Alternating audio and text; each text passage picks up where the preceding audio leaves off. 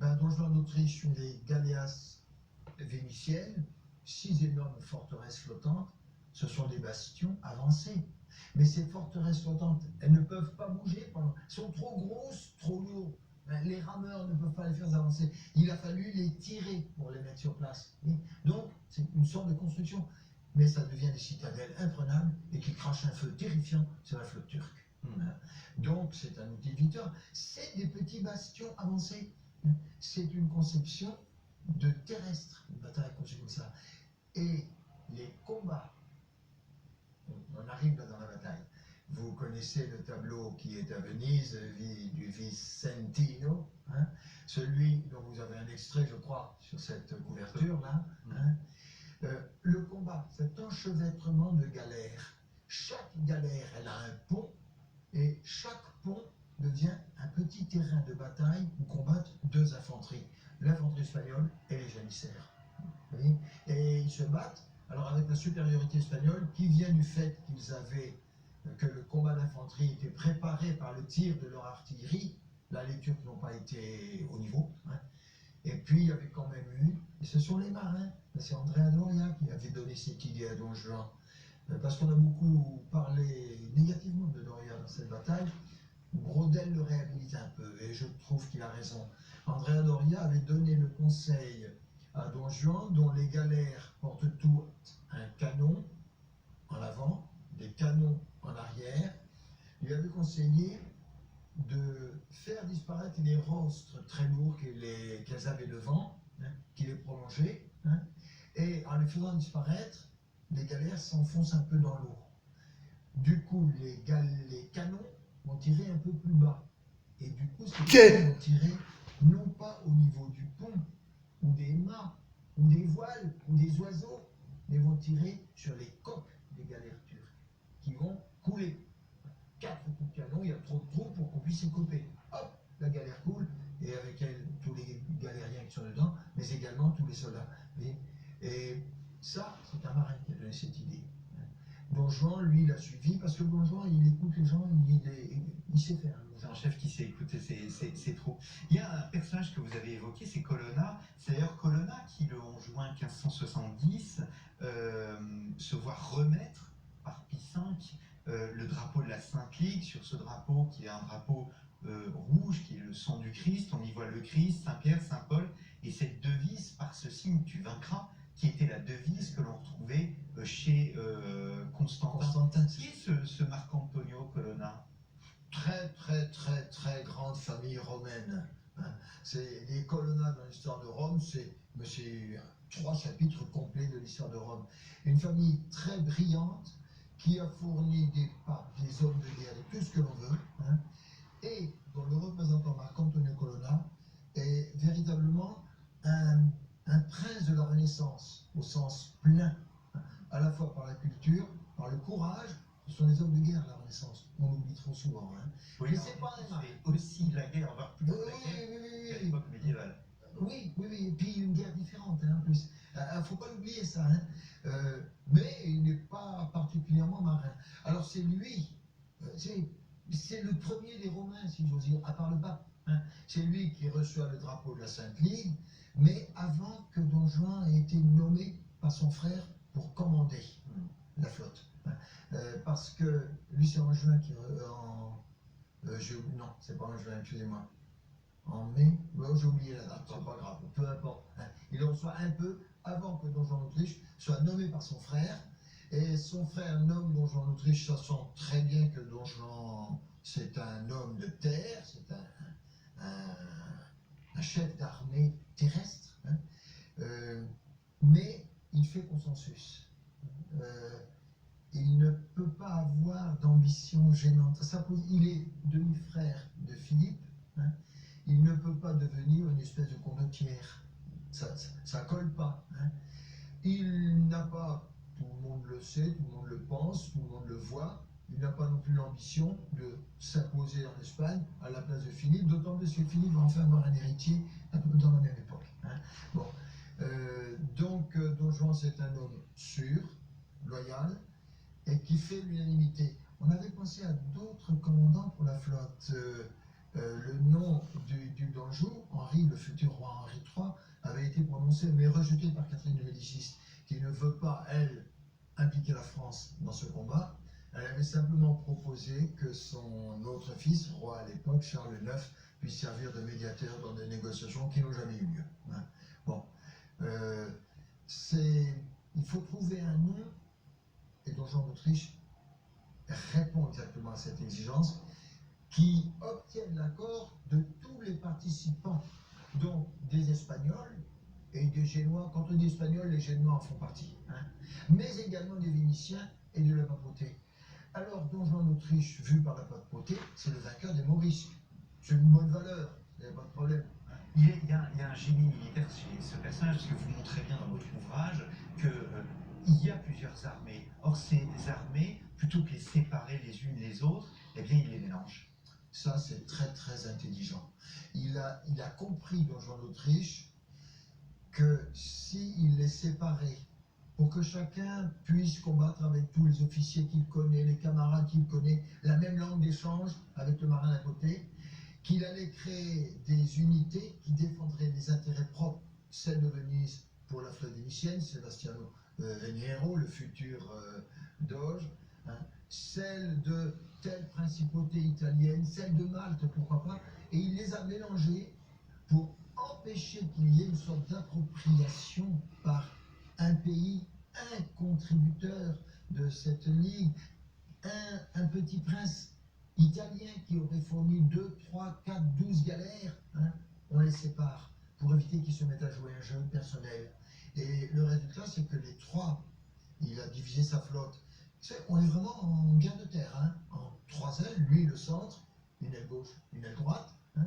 Eh bien, elles sont tellement composites qu'elles sont obligées de s'entendre entre elles sans que personne ne peut se détacher. Donc, ça a très bien fonctionné. Hein. Alors, nous n'avons pas parlé du lieu en lui-même, parce que les pentes, on ne se représente pas, nous sommes dans le détroit de Corinthe. Est-ce que l'endroit, la mer Ionienne, est un espace stratégique? Elle le devient. Hein. Elle devient un véritable espace stratégique parce qu'elle est au débouché de tout ce qui viendra de Venise. Hein. On quitte l'Adriatique, on entre dans la mer Ionienne. Elle est la limite extrême que peuvent atteindre, en restant dans le domaine espagnol, l'Italie du Sud, la Sicile, la flotte part de Messine. C'est la place extrême qu'elle peut atteindre pour gagner les terres dominées par l'Ottoman.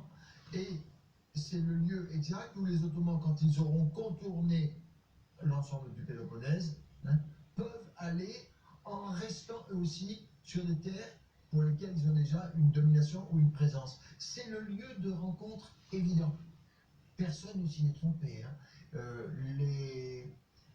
Ali Pacha, qui commande la flotte ottomane, hein, a tout de suite conduit la flotte au sortir du détroit de Patras. Vous avez le golfe de Corinthe, puis le détroit de Patras qui est là. Hein. Il a mis là, devant le lieu qu'on appelle les pentes, c'est maintenant nos pactes. Hein. C'est au large de nos pactes. Le lieu exact. Moi j'ai visité le champ de bataille de les pentes, hein. C'est la mer. Il n'a pas changé. C'est bien, sauf que c'est bien plus bâti sur les rives. Hein. Mais ceci dit, on voit le débouché du golfe de Corinthe et il est fermé à l'horizon par les îles. Enfin, c'est Céphalonie et Ithaque qu'on aperçoit par là. Hein. Et la flotte de Don Juan arrive dans cet endroit. Il passe entre Ithaque et le continent, le cap de Preveza, le lieu de la bataille d'Actium jadis, l'autre grande bataille de Méditerranée. Hein. Donc, comme tu vois là, matin, il y a des signes qui ne trompent pas. 7 novembre, Vous savez lire les signes, du 7 octobre, vous savez voir ce qui se passe. au loin, Oui, alors encore, il y a des signes qui ne trompent pas. Je crois en toi, mon Dieu. La flotte ottomane, Peu importe ce qui peut se passer, et j'ai foi en toi. Donc, Que en tout fait, au long de Don cette Juan semaine se d'Autriche passe a- selon ta son volonté. génie militaire, Et c'est surtout, d'avoir mêlé garde-moi dans les la armées justice, et en même dans temps la d'avoir vérité adopté cette et dans position, l'amour. en ligne. Quel bilan Bénis-moi, que bénis vous ma faites famille de cette et bataille, bénis un le bilan peuple noir humain, tout d'abord, pour qu'il ça soit reste la guerre dans la et, vérité et une dans guerre l'amour. heureuse. J'ai foi en Et, toi. Ensuite, Dieu, vous et je sais soulignez que tu dans feras ce votre qui est livre que juste, c'est car une tu sais ce qui est bon pour moi d'anéantissement, une bataille et ce qui n'est pas bon décisive. pour moi. Oui, c'est Tu très sais ce qui est important, bon pour le cette notion peuple de noir décision. et pour ce qui n'est pas bon pour le Elles sont peuple noir. rares, les batailles vraiment Protège-moi de ceux qui décisives dans sont l'histoire. corrompus C'est un et surtout, chemin fais en d'historien, sorte de que recherche, de tous ceux qui spécialistes. sont Ça, pas bien, est-ce que cette bataille est décisive? dans le sens où je vais dire, où ils sont corrompus, justifie pas la qualité de décisive. éloigne-les loin de moi. Décisive, c'est quand, après Que je la sois dans la bataille, vérité, un car point tu m'as créé à ton établi image et décrit je dois être Qu'est-ce comme qui toi. ce jour-là, alors Veille sur moi, la mon fin Dieu. de l'expansion territoriale Et surtout, ottomane. je suis prêt à faire ce que tu attends de La moi, conquête ottomane. nuit et jour. Amen. Je dis ottomane, je préfère le mot ottomane à musulmane, parce qu'il y a toujours un petit peu superposition des deux termes. Mais la conquête ottomane avait commencé en gros Et surtout, n'oublie pas, mon Dieu, d'éloigner toutes les mauvaises fréquentations loin de moi. Toutes les mauvaises fréquentations loin de moi. Que je sois dans les bonnes fréquentations. C'est quand même l'Empire d'Orient qui disparaît. Oui, mon Alors, Dieu, je crois en toi. Et là, c'est Par ta puissance, de la conquête ottomane. par le début et la fin, l'alpha, l'oméga, le début et la fin, Un échec, un point, c'est tout. Après, la fin des quand on temps. se tourne du côté de l'Asie centrale ou de ses voisins du Nord, que bientôt les Russes, on n'est plus dans le domaine de l'Occident. Alors justement, en Occident, il y a un retentissement incroyable de cette victoire. Pie V, si vous me permettez l'expression, est aux anges. C'est le moins qu'on puisse dire. Il est aux anges. Il aurait même, dit-on, été plus qu'aux anges, puisqu'on dit, est-ce vrai? Je vous avoue, j'ai du mal à me représenter la scène. Que la bataille a lieu le 7 octobre. Lui, il est chez lui à Rome. Et en fin de journée, à 4h, 5h, je ne sais plus quelle heure, il s'interrompt et il comprend, il dit, il annonce. Nous avons gagné. Non, rendons grâce à Dieu. Mm. Il ne dit pas pourquoi. Et tout le monde, il a été illuminé. Alors bon, en réalité, c'est 15 jours après qu'il a appris le résultat de la bataille. Et là, il a pu rendre grâce à Dieu. Alors, c'est pourquoi elle est décisive, cette bataille, vue du côté de l'Occident. C'est aussi parce que il y a un autre enjeu qui se joue, je l'ai dit au début même, la place de l'Espagne en Europe. C'est une bataille très importante pour la construction de l'Empire espagnol. Et le choix un peu tardif par Philippe II de la mer comme domaine d'expansion. Avant lui, il y avait eu Christophe Colomb, et puis bon, ils étaient allés en Amérique, c'est quand même déjà bien. Lui, Philippe II, a déjà essayé d'introduire l'Espagne sur la côte nord de l'Afrique. Ça avait commencé aussi à l'époque de Charles Leclerc. Et il défend les Pays-Bas. Il ne cherchera plus jamais à s'étendre à l'intérieur du continent. Par exemple, il fera négocier avec Maximilien, l'autre branche des Habsbourg, et il se tourne vers la mer. Et là, il y a quelque chose qu'il n'avait pas compris, c'est que sur mer, il y a aussi des Anglais. Et malheureusement, les Anglais, eux, ce sont de vrais marins. Tous les Anglais sont des vrais marins. Tandis qu'un Espagnol sur 300 est un peu marin. Ça ne suit pas. Et c'est une vingtaine. Il refuse de mauvaises fréquentations. J'accepte tout ce que tu veux. Je me permets de vous couper parce qu'il Quand tu es mon créateur, tu es mon Est-ce Dieu. que l'Europe Et sort j'ai d'une foi en forme toi. de sentiment Jour et nuit, elle chaque sort de seconde, son complexe chaque minute d'infériorité. qui peut passer sur terre. Peu importe qui je suis, j'ai foi en toi. Oui, on avait peur. Laisse-moi déployer mes ailes et que je puisse m'envoler jusqu'à arriver là où je trouve mon bonheur. Amen. L'Église catholique. Venise, le commerce. L'Espagne, la lutte contre les barbaresques, la domination de la Méditerranée orientale. La France, la puissance de revers qui pourrait attaquer l'Empire. Ils ont tous en commun d'avoir peur des Ottomans. Et les Ottomans font peur, d'abord parce que ça fait 2 siècles qu'ils sont victorieux. Deuxièmement, parce qu'une victoire chez les Ottomans, c'est toujours un massacre et une barbarie épouvantable. Vous avez cité tout à l'heure Bragadino, le défenseur de Famagoust à Vienne, qui est écorché vif, et dont la peau est envoyée comme trophée de guerre à Istanbul, à Constantinople, ce sont des barbaries insoutenables. Les Ottomans, pardon, vainqueurs, ils massacrent d'abord. Je ne dis pas que nous, les catholiques, on ne fasse pas la même chose. Dans la guerre de 30 ans, quelques années après, on ne va pas être plus brillant. On sera tout aussi barbare et tout aussi cruel. C'est la guerre et ses excès. Mais on les redoute terriblement. Et là, je dis, ben ça y est, on peut les avoir. Et on les a eus, et ils ne s'en relèveront pas.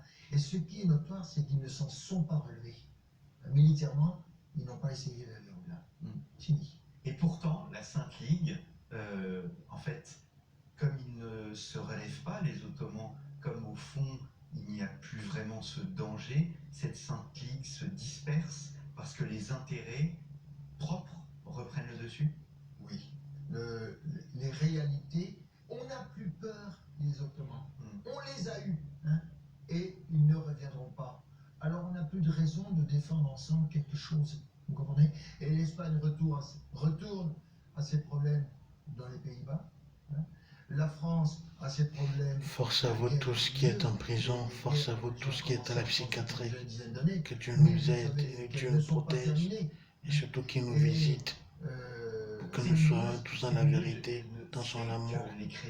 Oui, mon Dieu, visite tous les prisonniers, visite tous ceux qui sont à la psychiatrie, visite tous ceux qui sont dans les hôpitaux, visite tous ceux qui ont la vérité, qui cherchent la vérité. Amen. Merci mon Créateur. Ils n'ont pas essayé, enfin ils ont pris Candie, la Crète, le siècle suivant quand même, mais ils n'ont plus essayé de réattaquer. Il y a eu l'épisode de Vienne, 1683, qui tourne à leur confusion. Voilà. Mais c'est tout, par rapport à ce qu'il y avait avant, c'est pas grand-chose. Donc une victoire célébrée dans toute l'Europe. Oui. Voilà, c'est la liesse partout. Oui, c'est la liesse partout. Et en même temps, il faut rappeler que c'est une victoire très meurtrière. Pour les Turcs, 30 000 morts. En gros, 30 000, beaucoup de morts. Pour les Espagnols, quand même, 8 000, 9 000. C'est une bataille qui a été sanglante. La mer, disait-on, était rouge. Et le rouge, c'est pas la couleur des poissons. C'est celle des marins qui sont dedans. Alors, ça compte aussi. Vous savez, l'horreur de la guerre, ça existe aussi. Il y a un moment où le massacre devient tellement insoutenable que la conscience est choquée. Alors on ne remet pas ça. Ça peut avoir joué. Alors il y a un personnage, et on s'arrêtera sur ce mot, qui était présent à Lépante, c'est Cervantes, l'auteur de Don Quichotte, qui disait « Lépante fut le plus grand événement que virent les siècles passés, les siècles présents, et que peuvent attendre les siècles futurs. » Vous me laissez une minute pour raconter Cervantes. C'est très intéressant. Il décrit, lui, la bataille de Lépante, dans ses écrits ultérieurs. Cervantes était dans la flotte de Santa Cruz, donc derrière la flotte de réserve. Donc il n'a combattu qu'à la fin de la bataille. Et c'est à la fin de la bataille, il s'agit de rassembler tous les bateaux, d'achever quelques galères turques. Et bon, Santa Cruz y va. Cervantes est sur la Marquesa du capitaine Machada, je crois. Et cette galère attaque une galère turque. Cervantes, Machada a été tué, son second a été tué, c'est Cervantes qui prend le commandement, et il était homme de guerre volontaire pour servir. Il prend le commandement, il faut bien quelqu'un y aille, et c'est lui qui monte la charge contre la galère turque, dont je ne connais pas le nom. Et à ce moment-là, ça c'est la mer. La mer sépare les deux bateaux. Et il se trouve sur les rames des Turcs, tout seul à avancer. Alors franchement, il est fait prisonnier. Il n'est pas massacré, il est fait prisonnier et il finit galérien.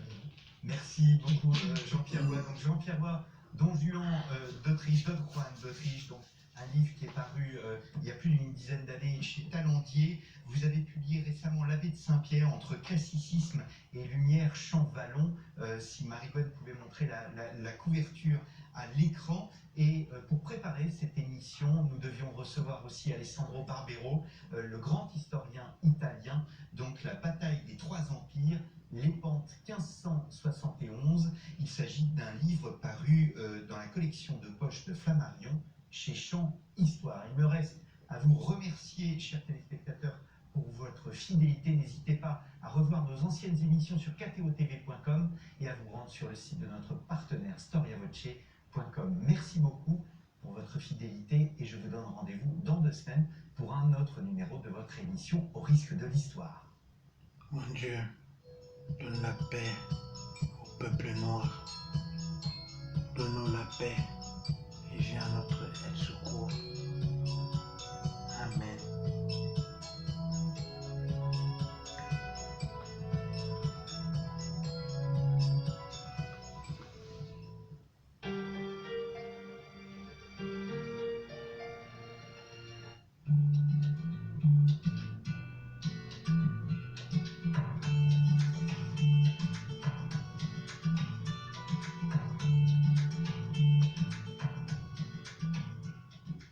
Bonjour, ces ailes de géant l'empêchent de marcher.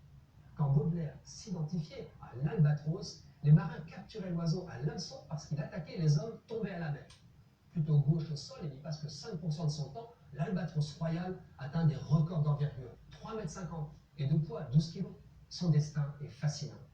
Je m'imagine à mon tour pondu sur un îlot de Kerguelen. Mes parents se sont peut-être connus 15 ans plus tôt. Leur parade s'est affinée en plusieurs saisons de fiançailles, histoire de faire connaissance avant l'accouplement. Mêlés de cris, qu'on nous appelle aussi albatros hurleurs, leur danse nuptiale est si élaborée qu'elle les aide à s'identifier toute leur vie. Car leur couple est fidèle, sauf accident. Mon père est revenu le premier, à quelques pas du lieu de sa propre éclosion. Il a rénové le nid aménagé au sol. Plus tard, son élu atterrit maladroitement. Pour la saison des amours, les grands voiliers solitaires de l'hémisphère sud se retrouvent en dense colonie bruyante. œuf unique, j'ai été conçu 2 ans après mon aîné. La nature compense notre faible taux de natalité par notre longévité, jusqu'à 80 ans, comme vous. Mais les aléas de la vie réduisent mon espérance de vie à 32 ans.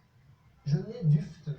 Mes parents qui ont couvé mon œuf à tour de rôle pendant 3 mois me rapportent des céphalopodes, des poissons de surface, surtout des charognes, mais aussi, hélas, des bouts de votre plastique, recouverts de coquillages trompeurs. Et l'autopsie de poussins morts trop tôt atteste que nombre de ces prises avaient avalé des hameçons. À partir d'1 mois, on me laisse seul pendant des semaines. Gare aux rats que vous avez introduits dans mon îlot. Mes parents reviennent me nourrir, puis à 8 mois, débrouille-toi. Je m'envole vers le nord en plumage juvénile que je garderai 20 ans, mais plus lourd qu'un adulte. Ma dispersion se fait à des milliers de kilomètres. Je passe en pleine mer des années solitaires. Longtemps, je ne rencontrerai pas d'albatros adultes. Ils sont plus au sud. Guidé par mon odorat, je suis le vautour des mers.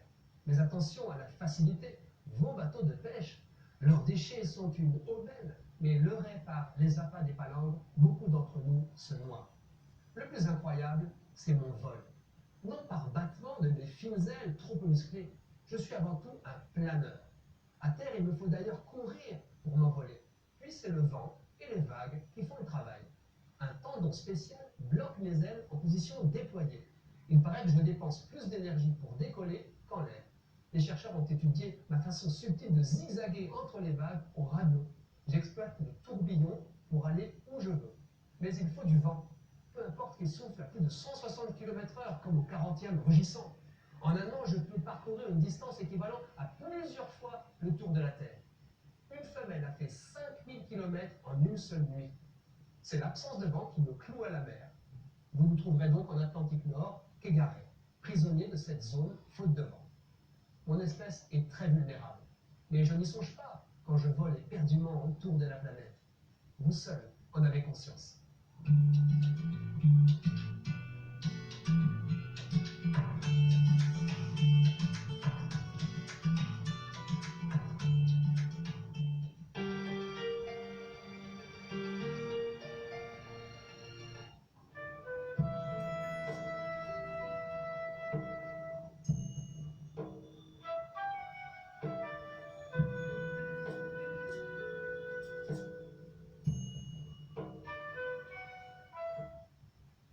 Psaume 23.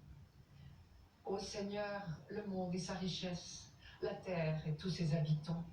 C'est lui qui l'a fondée sur les mers et la garde inébranlable sur les flots. Qui peut gravir la montagne du Seigneur et se tenir dans le lieu saint? L'homme au cœur pur, aux mains innocentes, qui ne livre pas son âme aux idoles. Il obtient du Seigneur la bénédiction et de Dieu son sauveur la justice. Voici le peuple de ceux qui le cherchent. Voici Jacob, qui recherche ta face. Nous sommes au temple de Jérusalem. Une gigantesque procession s'approche. À l'arrivée aux portes du temple, deux chorales alternées entament un chant dialogué. Qui gravira la montagne du Seigneur? Vous vous souvenez que le temple est bâti sur la hauteur. Qui pourra tenir sur le lieu de sa sainteté? Déjà, Isaïe comparait le Dieu 3 fois saint à un feu dévorant. Et au chapitre 33, il posait la même question. Qui de nous tiendra devant ce feu dévorant? Qui tiendra devant ces flammes éternelles? Sous-entendu, par nous-mêmes, nous ne pourrions pas soutenir sa vue, le flamboiement de son rayonnement. C'est le cri de triomphe du peuple élu, admis sans mérite de sa part dans la compagnie du Dieu saint. Telle est la grande découverte du peuple d'Israël. Dieu est le saint, le tout autre. Saint, saint, saint, le Seigneur, Dieu de l'univers, proclament les séraphins pendant l'extase de la vocation d'Isaïe. Et en même temps, ce Dieu tout autre se fait le tout proche de l'homme et lui permet de tenir, comme dit Isaïe, en sa compagnie. Vous voyez combien ce psaume consonne avec la fête de tous les saints. Ils ont gravi la montagne du Seigneur. Ils sont admis en présence du Dieu saint. Et ils chantent désormais le chant d'Isaïe, celui auquel nous unissons nos voix chaque dimanche, comme le dit la préface de la Toussaint. Juste avant de chanter, ce que nous appelons le Sanctus, le prêtre dit « C'est pourquoi, avec cette foule immense que nul ne peut dénombrer, avec tous les anges du ciel, nous voulons te chanter. » Et le psaume continue. « L'homme au cœur pur, aux mains innocentes, qui ne livre pas son âme aux idoles. » Voilà la réponse. Voilà l'homme qui peut tenir devant Dieu. Il ne s'agit pas ici d'abord d'un comportement moral. Le peuple se sait admis devant Dieu sans mérite aucun de sa part. Il s'agit d'abord ici de l'adhésion de la foi au Dieu unique, c'est-à-dire du refus des idoles. La seule condition exigée du peuple élu pour pouvoir tenir devant Dieu, c'est de rester fidèle au Dieu unique. C'est de ne pas livrer son âme aux idoles, pour reprendre les termes de notre psaume. D'ailleurs, si on y regarde de plus près, la traduction littérale serait « l'homme qui n'a pas élevé son âme vers des dieux vides ». Nous retrouvons là une expression que nous connaissons bien. « Je lève les yeux vers toi, mon Seigneur ». Ou même chose encore dans la fameuse phrase du prophète Zacharie que saint Jean a reprise « et lèveront les yeux vers celui qu'ils ont transpercé ». Lever les yeux vers quelqu'un, en langage biblique, cela veut dire le prier, le supplier, le reconnaître comme Dieu. L'homme qui peut tenir devant le Dieu d'Israël, c'est celui qui ne lève pas les yeux vers les idoles, comme le font les autres peuples. L'homme au cœur pur, cela veut dire la même chose. Le mot pur dans la Bible a le même sens qu'en chimie. En chimie, on dit qu'un corps est pur quand il est sans mélange. Eh bien, le cœur pur, c'est celui qui se détourne résolument des idoles pour se tourner vers Dieu seul. L'homme aux mains innocentes, c'est encore dans le même sens. Les mains innocentes, ce sont celles qui n'ont pas offert de sacrifice aux idoles. Ce sont celles aussi qui ne se sont pas levées pour la prière aux faux dieux. Il faut entendre le parallélisme entre les deux lignes de ce verset. L'homme au cœur pur, aux mains innocentes, qui ne livre pas son âme aux idoles. Le deuxième membre de phrase est synonyme du premier. L'homme au cœur pur, aux mains innocentes, c'est celui qui ne livre pas son âme aux idoles. Nous touchons là à la lutte incessante que les prophètes ont dû mener tout au long de l'histoire d'Israël pour que le peuple élu abandonne définitivement toute pratique idolâtrique. Depuis la sortie d'Égypte, vous vous rappelez l'épisode du veau d'or, et jusqu'à l'exil à Babylone, et même au-delà. Il faut dire qu'à toutes les époques, Israël a été en contact avec une civilisation polythéiste. Ce psaume, chanté au retour de l'exil, réaffirme encore avec force cette condition première de l'alliance. Israël est le peuple qui, de toutes ses forces, recherche la face de Dieu, comme dit le dernier verset. Au passage, il faut noter que l'expression « rechercher la face » était employée pour les courtisans qui voulaient être admis en présence du roi. manière de nous rappeler que pour Israël, le seul véritable roi, c'est Dieu lui-même.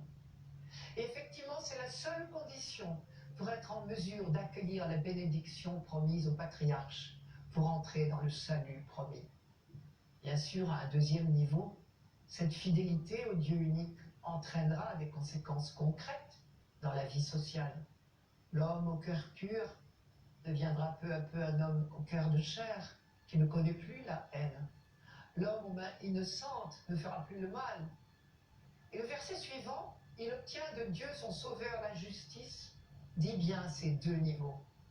La justice, dans un premier sens, c'est la conformité au projet de Dieu. L'homme juste, c'est celui qui remplit fidèlement sa vocation. Ensuite, la justice nous engage concrètement à conformer toute notre vie sociale au projet de Dieu, qui est, vous le savez bien, le bonheur de ses enfants.